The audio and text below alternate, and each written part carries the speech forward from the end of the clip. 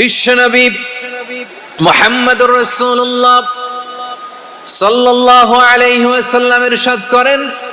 যে ব্যক্তি সকাল বেলা তিনবার তেলাওয়াত করবে আউযু বিল্লাহিস সামিউল আলিম মিনাশ শাইতানির রাজিম, এরপরে সূরা হাশরের শেষ তিনটি আয়াত তেলাওয়াত করবে, রব্বুল আলামিন ওই ব্যক্তির জন্য ৭০,০০০ ফেরেশতা নিয়োগ দিবেন যারা সারা দিন ওই লোকের জন্য মাগফিরাতের দোয়া করবে। শুধু এখানেই শেষ নয়, বিশ্বনবী ফরমান ওয়া ইন মাতা ফি যালিকাল ইয়াউমি মাতা শাহীদান,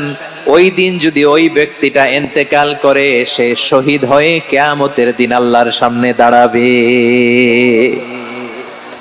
সকালবেলা যদি পড়েন তিনবার আউযু বিল্লাহিস সামিউল আলিম মিনাশ শাইতানির রাজিম তিনবার পড়ে সূরা হাশরের শেষ তিন আয়াত যদি তেলাওয়াত করেন তাহলে